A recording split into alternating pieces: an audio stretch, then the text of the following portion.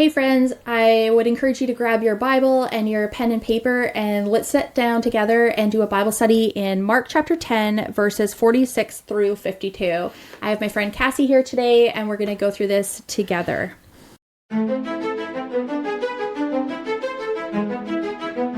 All right, so this section is right at the very end of the chapter and right before the triumphal entry. And so I'm going to read verse 46 through 48, and then Cassie, can you read the rest? Sure. Okay, so now they came to Jericho. As he went out of Jericho with his disciples and a great multitude, blind Bartimaeus, the son of Timaeus, sat by the road begging. And when he heard that it was Jesus of Nazareth, he began to cry out and say, "Jesus, Son of David, have mercy on me." Then many warned him to be quiet, but he cried out all the more, "Son of David, have mercy on me."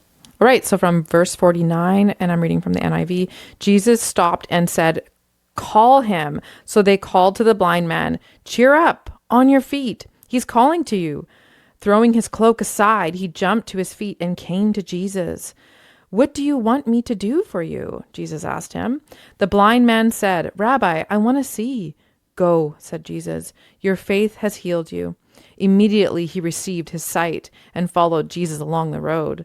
I love how Mark uses immediately throughout his gospel. Yeah, it's awesome. So I have to be honest, I was planning to do a Bible study today on Mark chapter 11, but as you know or may not know, it is always so important to just kind of refresh yourself with what was leading up to that. Just we want to always be looking at the context of what is going on. And so I was like, I'm going to just go back to chapter 10 and start reading through there. And so I got so excited in this section. I haven't yet made it to chapter 11, but I will tell you why I got so excited. So in the triumphal entry, something that's really interested me is when they are throwing out their garments down on the road as Jesus is riding in on the donkey. And I've always just kind of thought, what is this with the clothes being thrown down? And I have studied it several times and I could see it sort of would be related to today when somebody rolls out the red carpet, that saying of just honoring somebody. But as I was reading the end of chapter 10 here, I just noticed that Bartimaeus threw off his garment, and I got really excited and was like, he's throwing off a garment, and then pretty soon the people are going to be throwing off their garments. And so I just sort of dug into this section a little bit. So let's back up. And first of all, I want to just remind ourselves that why does Jesus do these things? Well, Isaiah prophesied that the Messiah, the Lord's servant, would open the eyes of the blind, that these signs, these healings that Jesus has done in all of the Gospels are pointing to who he is and where he has come from. Yeah. And so it's for a greater spiritual purpose. And so not only is it God who opens the physical eyes, but spiritual eyes. And in scripture, God is the only one that has actually given sight to somebody. We don't see the apostles doing that at all. Yeah, that's good. So we see actually throughout the book of John that contrast of darkness to light. And Jesus healing this blind man is a perfect example of that. He was living in darkness, not being able to see. And then Jesus healed him, and now he could for the first time see light. And Jesus says he is the light of the world. That's right. So awesome. And so I just want to read this cross-reference here of the man that had his eyes healed. It's from John chapter 9, verse 7. "Go," Jesus says, he told him, "wash in the pool of Siloam." This word means sent. So the man went and washed and came home seeing. And it means sent because we're literally commissioned with the Great Commission. So after we are healed, spiritually, and we're given eyes to see spiritually, we are then sent out into the world to reflect that light of Jesus. That's right. That's really cool. So this is actually the last healing miracle recorded by Mark. And we see in this passage here that Christ commands, faith responds, the sight is restored, and then discipleship begins. So Jesus has him express his need because he's calling on him, "Son of David, have mercy on me." He expresses his need of wanting to see, revealing that he believes that Jesus is the one who could heal. And remember that faith is a gift from God. This isn't something that we just muster up on our own. I look into several of these different words, and in verse 29, it says called. So Jesus stood still and commanded him to be called. And this is Strong's number 5455, phoneo, and it means to call, to cry out, to speak, to call to oneself. And this is the same word used in John 10, verse 3, John 11, verse 28, John 1, verse 48.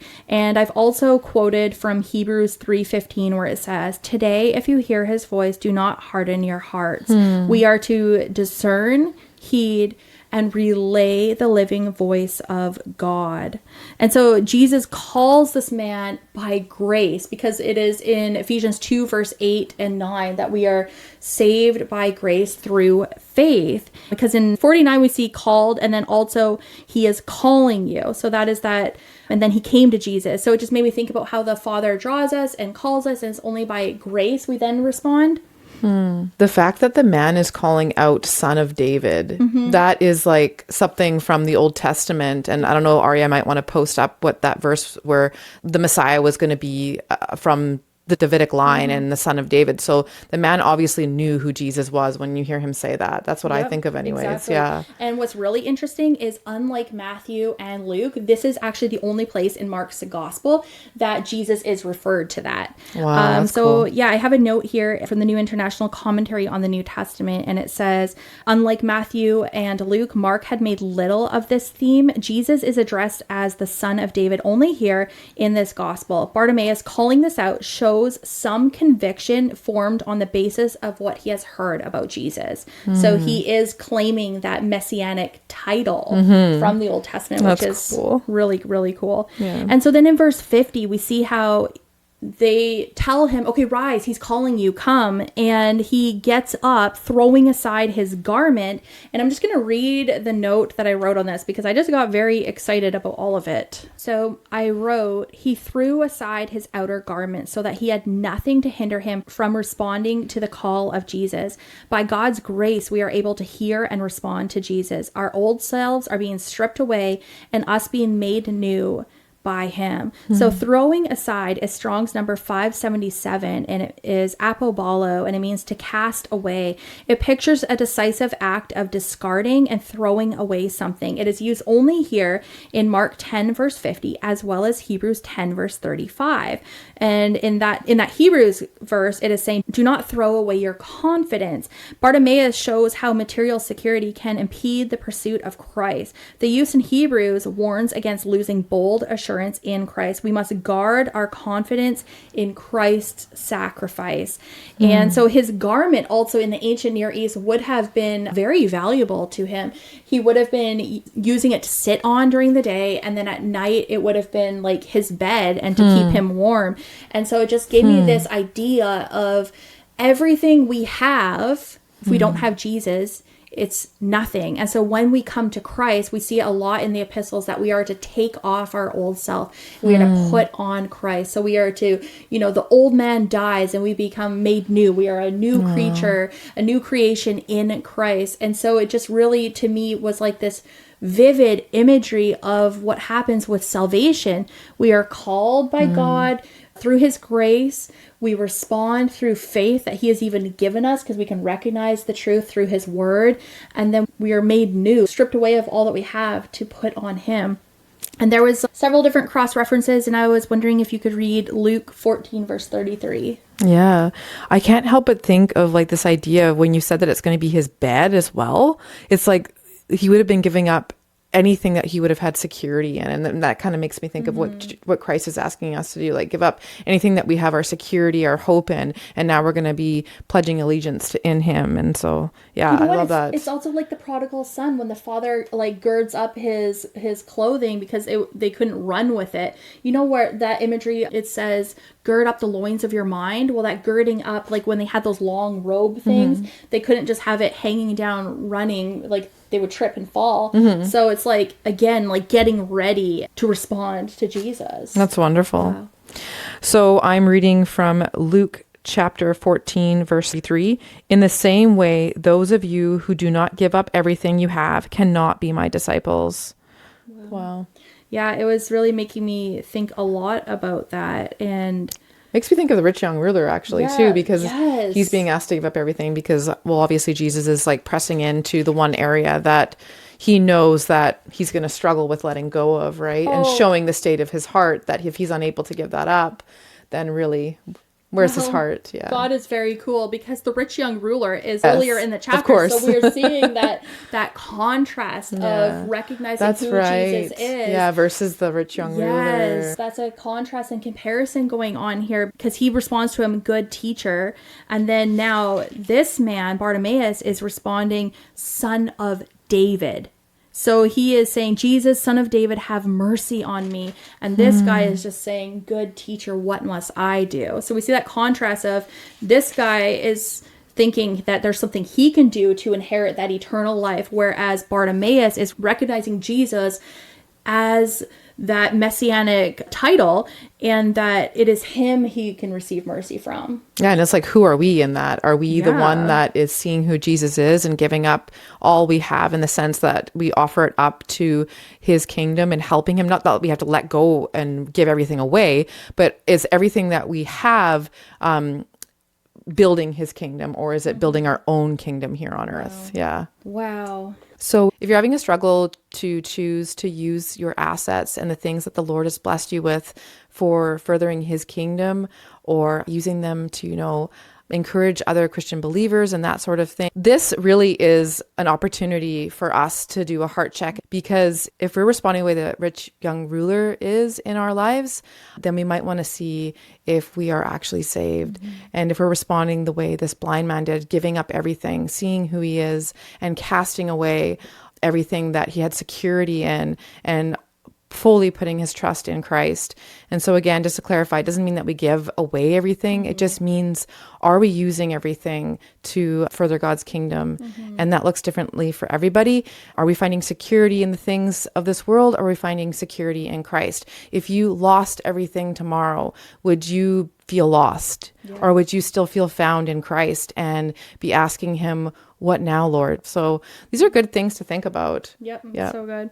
And I have a note here from Bible Hub specifically on receive my sight. This is Strong's number 308. Anablepo, and it means to look up, regain sight, to see again. This word threads together two complementary ideas: eyes lifted up in dependence on God, and eyes opened from blindness to sight. So this underscores the gracious initiative of God and the proper human response of faith. This use of the verb marks the moment of faith meeting divine power.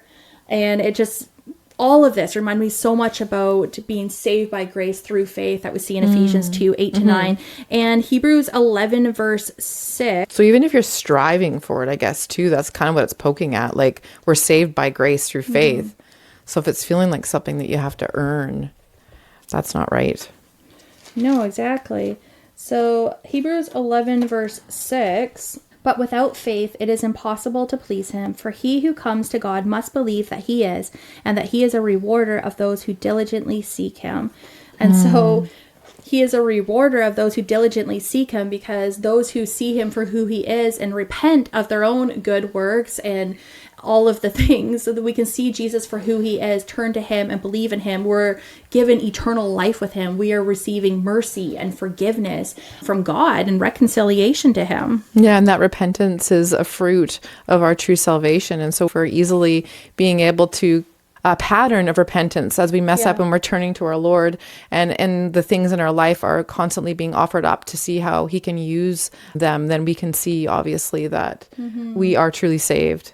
Yeah, it's so good. And there's a few cross references you could look at as well. Matthew 16, 24-26, Hebrews 12, verse 1, and Ephesians 4, 22, as well as Hebrews 10, 23. And so remember, Isaiah foretold that the eyes would be opened by the servant of the Lord, and every blind man and healing are proof texts of the dawning of the promised eschatological age.